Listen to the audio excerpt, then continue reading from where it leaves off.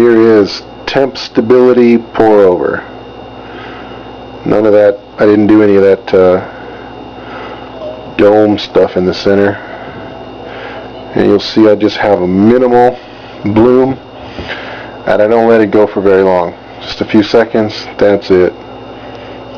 And I come in a little bit fast here on purpose, because the idea is to get a full loft of this whole coffee bed and not to get water to stack up on top. This is temp stability pour over, so the whole idea is about temperature stability for the entire brew cycle of what I'm brewing right here.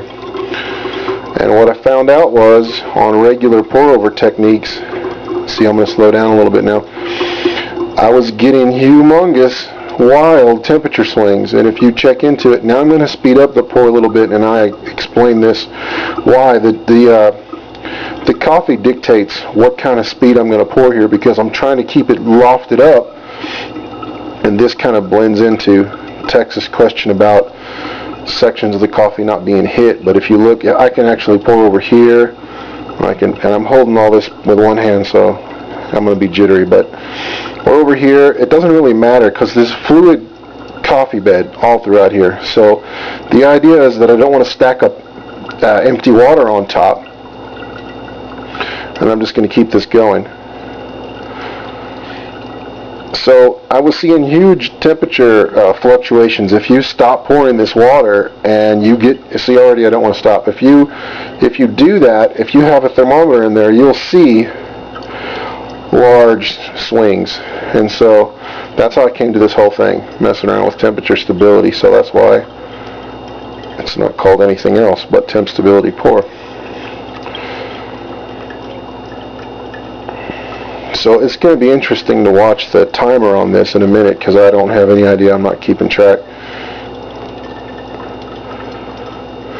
But the idea is, you see, now I'm going to go a little faster here. Now I have to back off because I'm getting a little bit of water. I don't know how good this is going to show up. I could get a little bit of water stacked up here. So here's where I'll usually stop. That's going to sort of max me out right now until I let it drop a little bit, water level in the coffee bed. And I want to come back in.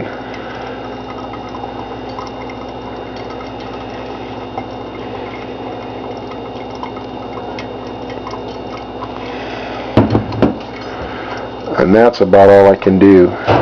But if you see, I don't know all that's going to show up here. The edges, we don't have a lot of water stacked up.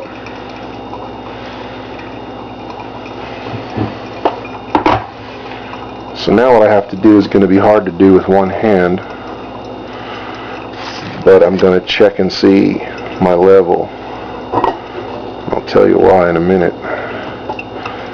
Here's the problem down here that Bull Job is worried about.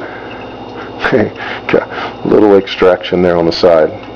Remains to be seen if they find a problem over at the Cabal.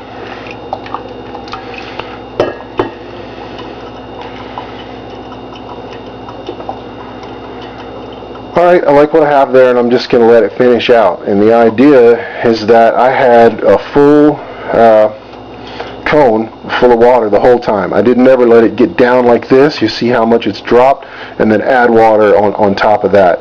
When you do that, there's just huge fluctuations. It was a continuous fluid water bed there for the brew cycle, and it didn't alter, it didn't change. I was just continuously adding the whole time, and it didn't have any chance to have any big swings.